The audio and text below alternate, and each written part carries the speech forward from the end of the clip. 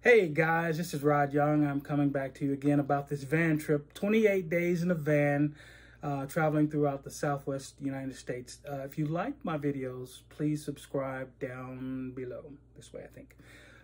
The last time I left you guys, I was in Blanding, Utah. And let me get something straight. I made some mistakes in terms of my last video. I said I may have called... When I was in Arizona, I may have said I was in Utah. When I was in Utah, I may have said I was in Arizona. So I was in Page, Arizona, to Shanto, Arizona, to Bluff, Utah, to Blanding, Utah. And I'm going on this road from Horseshoe Bend. And last video, I talked about how I got caught in some really strange snow. It was the heaviest snow that I've ever seen, and I couldn't get to my plan was to get to Moab, Utah from Horseshoe Bend, and I couldn't make it because of the snow. They closed the roads, and ended up in Blanding, Utah. I got there around 2:30 in the morning, stayed up till 5 o'clock, basically washing clothes and taking care of stuff, and I think I had too much coffee, so I couldn't get to sleep. So I'm at the Roadhouse Inn in near Moab, Utah, and I'm washing clothes. I went on ahead and got a room, spent the night, and washing clothes. It's maybe 4:30 in the morning right now. So I'm washing clothes, and let me just show you look at this beautiful view outside that we have here. Don't know if you can see it, but yes, that is snow out there. I was not expecting it, but that's what I got. I didn't leave Blanding, Utah until probably around 9:30 the next morning, and that's where I'm starting off. It was crazy the night before was just crazy because the snow was out and I couldn't drive any further, and I probably would have died if I tried to go from Blanding to Moab, which was only about an hour, maybe 30 minutes away. So got on the road around 9:30, and by that time the people who were supposed to clean the roads, they got on the roads around 6:30. So by the time I got on the roads looked really good. And the other thing is the temperature was around 45 to 50 degrees. So the snow melted pretty quickly on the road. So I had a great ride there. It was easy. Not much snow on the road, but it was still beautiful. The actual road from Blanding to Moab was incredible. The mountains and the scenery, and I really enjoyed it. I was up early enough, got coffee and got on the road and was real alert, and just enjoyed the road trip. So got to, the goal was to get to Moab, go to the Arches National Park, because I was going to try to find a campsite there. And again, all of the issues that I've been having with trying to find campsites and having them tell me all the sites were full, and that was what I was doing. So I wanted to get there early enough to try to find one on first come, first served basis, which is what I did. So I finally got to Arches. I went through Moab, which is a beautiful city. It's a really small town, but I think it's based. It was founded by the uranium mining. It brought a whole lot of people to Moab because of there was a rush on the uranium. Really, made a lot of people millionaires. And I'm going to talk about that also. I found some interesting things out about Moab. I get to Arches National Park from Moab, which is about maybe a 15-minute drive north of the city. And I get to the gate. And of course, I'm asking, do you guys have any slots available for camping? And of course, they say no. I'm there early enough, and now I know not to just take them from the word. They always say that. So I have my park pass. Of course, I use my pass to get in for free, and I'm saving a lot of money using this park pass. So I advise everyone, if you're going to go to a lot of national parks, definitely get the pass, because you'll save a lot of money doing that. I drive through, and beautiful, beautiful, beautiful park. I wasn't even in the park. Hey, finally made it to Moab. I'm at Arches National Park, Utah. This is going to be my home for the next couple of days. And I'm thinking I'm going to be okay. I'm thinking I'm going to be okay. And what's interesting is they're engineering these roads they had to build these roads to go through this park, and that they had to actually go up these, literally up these mountains at high grades and go do twists and turns to get you to the top where the actual park was. And it's just, I don't know how they build these roads. So if you don't think something as simple as a road can be an engineering marvel, take a look at this. This is Arches National Park, but this is the entrance getting in here.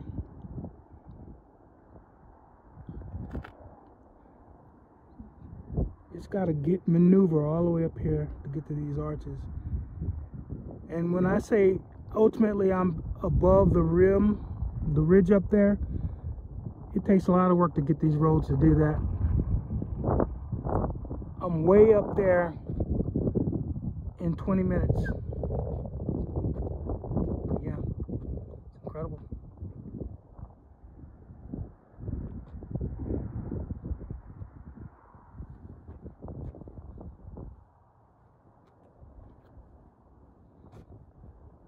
She tells me I need to go. There's only like one place to camp, maybe two places, but she was telling me where to go to check. So I go, and there's this campsite near the back of the park called Devil's Garden. It's called the Devil's Garden. So I'm literally just going through the park, and I'm not trying to, I'm enjoying it, but I'm just I want to get to the campsite to try to get a spot first before I can just relax and then really enjoy the park. So I'm going, and I get to the back of the park, and I get to the Devil's campsite, and there's a Devil's Trail, really nice. The park is amazing. I mean, the fact that I have to go up these inclines, these high, steep grades to get to the park was amazing by itself with the engineering of the roads. But I get to the back, and there's so much to see, and I'm not even going to talk about it until I'm ready to talk about it. But there was so much to see. My goal was just to get a slot. So I go back there, and I drive through the campsite to see if there's any slots, and they were filling up. I want to say there were probably maybe 60 or 70 campsites on one long road that comes to a circle at the end, like a cul-de-sac, but they had gates, so only part of the park was actually being used. So I would say maybe 30 of the spots were actually being utilized, and they had a gate preventing anyone from going to claim any of the other spots. So I thought that was interesting, but there were spots available. I saw a spot that was like one of the last spots before you got to the gate that closed, that didn't allow you to go to the other spots. So, and that was a great slot. I went there, saw it, then I hurried up and got to the ranger station, and again they had the little brown envelopes, and I got a brown envelope and pulled the tag off, wrote my slot number on there, took my ticket tab, went back to my spot, and attached it to my pole. So I was good. And that's pretty much how I've been doing this, even despite the fact that they say there are no slots available. That's what I've been doing. So I was solid. I was good. I actually got one of the best campsites, even though most of them were already taken. I think people were overlooking this particular campsite because it was this space, because it was kind of off by itself, and if they had drove a little further, they would have noticed it. And it's kind of sitting by itself, but it has the most incredible view. So at this point, I needed to get back to town because I needed to get some provisions. I needed to get some food. I needed to get, of course, some more propane. And sometimes you'll go to the Walmarts and you may not see any propane, but and that's happened to me in the past. So I needed to go try to find some propane, and I did that. Went back down the hill out of the park. Now, between Arches National Park and the city, there's beautiful cliffs and beautiful scenery there. And when I was coming up to the park and when I was leaving, I noticed one structure on a cliffside. Now, there's a lot of cliffs, and normally you would see, multiple structures on the cliffs and everything, but there was only one structure on one cliff between Moab and Arches National Park. And I saw it, I noticed it going to the park, and I noticed it again coming back to the park, and it was called the Sunset Grill. And, obviously it was a grill that was set up there, you know, for the sunsets, and you'd go up there to eat. You know, obviously that's why it's called the Sunset Grill. But of course, I pass it again, and I go down, to town, and I, you know, take care of everything I need to do. I also need to wash my van because it had so much sludge and dirt on it from the snow, and I had to clean the van up too. So I did all of that and got a bite to eat and came back, and I'm passing by this one single structure on a cliffside, and I said, you know, I've got to go up here. I don't understand why no one else has one. There's no other ones. This is the only one. Really gorgeous place. So I drove up. Incredibly inclined. It was a very, very high, steep incline to get up there. And I drive up there, and it's called the Sunset Grill.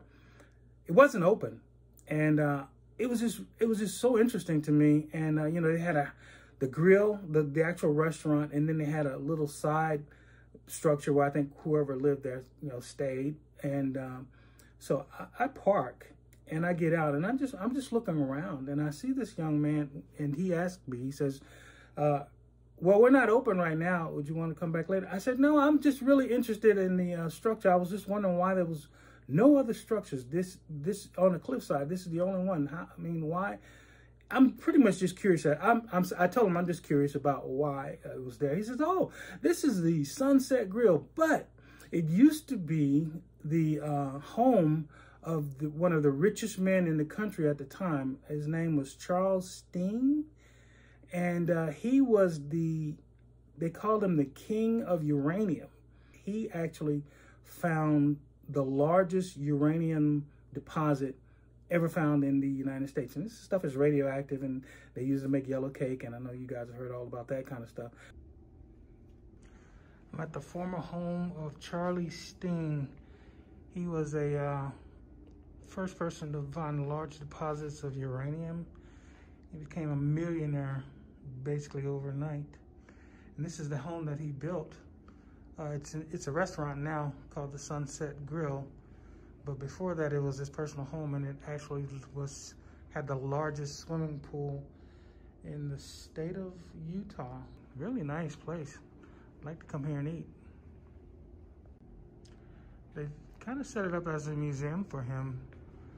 They have some of his old Geiger counters and some of his books about uranium prospecting. You guys know this type of stuff just interests me all day long.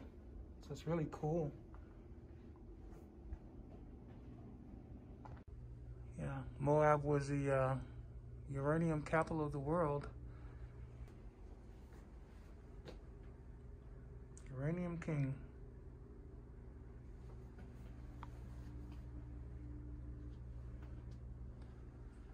And his home is the only one that sits on this hill. They graciously allowed me to come in and take a look at it.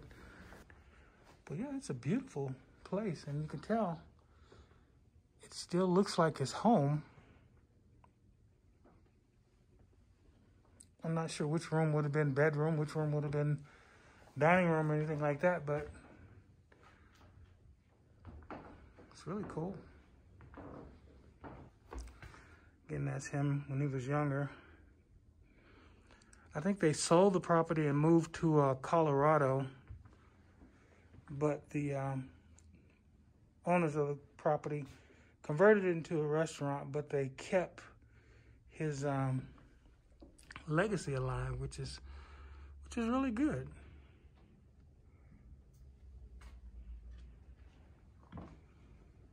I just thought that was really interesting. He had the house, and ultimately he sold the house, and the individual who bought the house has converted it into a restaurant.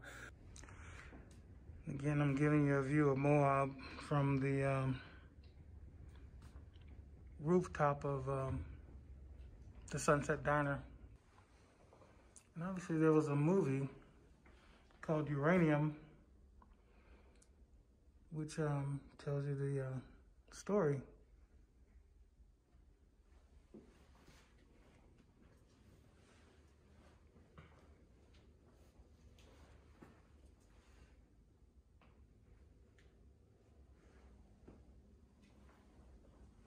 This is really good history here.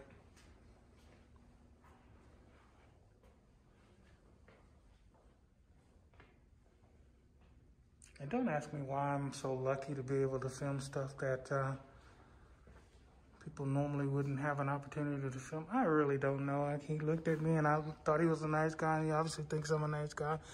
So he allowed me to come in and film. These look like certificates for specific companies.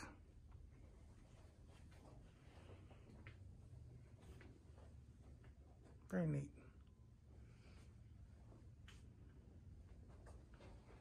The Sunset Grill was an amazing place, and I'm sitting here touring it, and this young man gracefully allowed me to come in and just kind of start filming it and taking a look at it, and just that kind of stuff. I just love the history of it, how they pretty much talked about the uranium. They talked about the uranium discovery and Charles Steen, and I've got to give a shout out to John and Lori Clayton, who are the owners of the Sunset Grill, and they graciously allowed me to take a look. I'm the owner of the restaurant. My name is John. John, okay, and I've got John here with me, and he's going to tell me a little bit about what he's got here. He's got a whole ton of stuff here. So in Moab, we have an older earth that's exposed. Okay. You look out there, you're seeing millions of years of layers. Right. And so in that exposed earth, when we have rain and things like that, dinosaur bones will appear out of nowhere. Okay. Because it washes it away. Right. So in our little area here, we have a lot of dinosaur bone. So the geologists love to come out here. We have the uranium. We have a lot of the minerals that we use in the earth, copper and silver, and a little gold and things like that. Okay. So we have to support the theory of the concept of the geologist, which Charles Steen is. We have some uranium samples. Okay. We have some other things that were done with uranium back in the 50s. Okay. We have some dinosaur bones. I'm going to have you hold a dinosaur egg. That's not local, but some of these bones are local. Yeah, I see those teeth. Yeah, those are teeth from dinosaurs from different eras and different parts of the country. But there you go. That's just a... Wow, that is a big... Yeah. And when I show this and you show it to people, they immediately go to see the wear marks. I don't know if you can see how it's worn out. Oh, yeah. It's like it's... Where the two teeth were grinding against each other. Gotcha. You didn't have a very good dentist. No. Oh, when we get a dentist that comes here, he loves the teeth. And then this, of course, is a meat eater. Oh, wow, yeah. And that's more of a herbivore. That's just eating plants and stuff. Yeah, it just can crushing cut. it. Yeah. But that's a meat eater. That is so cool. Down here, though, this is one of my favorite ones. Is a rock. That's an egg. Wow, I'm gonna be careful with the. Oh, that's heavy. Yeah, they're heavy. Jeez. They're rock now. Wow. So it's been fossilized, and that is, wow, that's heavy. That's nice. Kids always ask me, what's it a dinosaur of? And there's only one dinosaur that everything is, and that's a T-Rex. Oh, wow. But it's not a T-Rex. Yeah, okay. If it's a T-Rex, it'd be more valuable. Yeah. But they love to hear T-Rex. That is neat. You have some really cool things here. Yeah, then, you know, in the movie Jurassic Park, they have the amber. Yeah. And in this amber, there are bugs in it. What? But they're not of the dinosaur era. They're not. They're only about like 12 to 15 million years old. Oh, that's pretty neat, though. Well, that's not dinosaur. Dinosaur, you got to go back 85 million plus years. Okay. Yeah. And wow. So we have a collection of that. Here's one that's kind of neat. And I always joke that I'm a billionaire. But these are some of the first cells that were on Earth. And they date back, oh, wow. they say, 1 billion years. These first cells, like one... Like an algae. Yeah, so this is like one cell organisms. Yeah. Oh, how neat is that? So this thing is old as forever. Yeah, maybe the first forms of life. Oh. And that's not from this area, though. You got to find an Earth that's 1 billion years old. And I think those are under the oceans, and they harvest the rock. Oh, that is incredible. They cut it and polish it. I mean, it looks like a countertop, honestly. It's Yeah, really cool. right? It would be beautiful for a countertop. Yeah. You know, here's a couple other ones I'll show you. This is the enemy to the dinosaur. It's the meteorite. Oh, yeah. Whoa. Some of the People have no idea how heavy these things. It's like gold.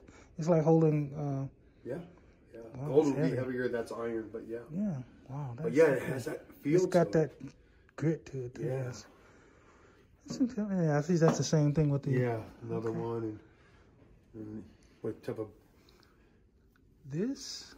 What do you think that is? You've eaten thousands of these type of dinners in your life. What bone is shaped like that? I'll see if you can guess it. I have... Baby back. A rib? Is that what it is? Okay. Yeah. Wow. Yeah, it's got the shape of it, and then they'll cut and see if they can polish it and if they can get some pretty colors. Okay. Well, that's the first time I've noticed this one has a little blue in it, but some have beautiful colors. Yeah, those are nice. Those are very nice. You have a great collection here. I was noticing all of the pictures. Yeah, I have several cabinets. Once you buy that first bone for $250, it's like you're a collector. Yeah, and then you're like tens of thousands of dollars into a private little collection. This is the Uranium Cabinet. Now, isn't this stuff radioactive? Some of it is, and that's why it's in this cabinet. It doesn't penetrate the glass. Okay. But this is ore. This is radioactive. I don't touch these, but that's the ore from Charles Steen's mine. Oh, wow. Now, where was his mine located? It's south of here by the Utah-Colorado border. We're close to the Utah-Colorado border. Okay. But, so he didn't really know what that is. And yeah, this, he didn't know what it was when he pulled it out. And then somebody came up with a Geiger counter that just went crazy. That's right, sir. Yeah. That is, that's amazing. This is it here, rock. And see, what made him rich is that he could get truckloads of this. Where that's uranium there. And you're not getting truckloads of that. You're getting just a little bit. Gotcha. It's not going to make you rich. But this, you've got truckloads. Wow. Truckloads and truckloads and truckloads. And he could process that, and that's what made him rich. Here again, just a little dusting. Okay. So it's not going to it's not worth working mine. That's his family there? His wife? So, and then these things here all have uranium put into them. Not that rock, but they're radioactive. Yeah, people didn't know at the time. No. Yeah, that's good. So I'm curious. I didn't read anything about how he died, but I'm assuming could it have been uranium related? No, he died of old age. A lot of the guys, the main thing was if you inhaled it. Gotcha. So when they were in, like today. It's like lead or asbestos and stuff like that. If you're in the mine and you pull your mask off to smoke your cigarettes or whatever, in the mine, the dust. Gotcha. Yeah. So that's the time they would get contaminated. And then these are some more dinosaur bones and some things I get from military. We support the military, and good. We have a book upstairs that people sign in. Okay. But yeah, I'll just open that up because these are some of my prettier bones. Yeah, I love that. That's a part of a leg, just a slice. Wow, of what kind of leg? T-Rex, right? It is not T-Rex though. That's neat. And then this is one that people think it's a geode. It's very rare and it crystallizes, but no, it's a dinosaur bone. I've seen the rest of it. This is fake. I just want to show people the claw, what a finger would look like. Oh, wow. So here's a replica. These are replicas. Yeah. Some is not, but this is a replica of a raptor. Okay, yeah. And then this is the claw of a raptor. So these guys had weapons. Yeah, we are familiar with this guy from Jurassic Park. That's right. I remember the ticking and the clicking and that's the size of a claw. And upstairs I got the size of a foot toe claw, and they're massive. Wow. So these guys are little. You're bigger. Yeah. You're bigger than it. And they had weapons. And he was so forthcoming with information about the architecture, the history of it. I mean, and you know, he didn't have to do that. And so, and I unfortunately, I did not get a chance to eat there. He did invite me to come back, but my goal was to go through that Arches National Park and just kind of, you know, enjoy it. And I knew I wasn't going to come off of that hill that night because the snow that I had gone through in Blanding was expected that night in Arches, and I did not think I was going to be able to come off the mountain again. So, but yeah, he was so, you know, he was amazing with everything that he did, and I totally enjoyed having a conversation with him, totally enjoyed speaking with him and his wife, and just a really, really down-to-earth guy. And I advise everyone to go take a look at it. Now, I've looked at the menu, and I'm kind of regretting that I didn't get a chance to stop and eat because they've got everything on the menu, and the pictures are so delicious. And I'll have a link to their restaurant on the bottom of this, on the bottom of my video, but man, the food there looked incredible. They had these steaks, they had salmon. It's just, and the views were just so beautiful, incredible. I mean, it looked like a perfect place to enjoy a sunset and enjoy amazing food. So shout out to John and Lori Clayton for allowing me to take a look at your beautiful, beautiful restaurant and enjoy the history. Now, I'm actually going to be heading back to Arches National Park to get to my campsite, but I'm going to stop here because I'm going to take a full video next time to go over everything that I went through in that park. And let me tell you, Arches National Park is a phenomenal national park. It is one of the greatest ones, nicest ones that I've gone to. And I really, really enjoyed it. It was just a beautiful place. And I'm going to talk about that in my next video. So if you are enjoying my videos, please like and subscribe in the button down below.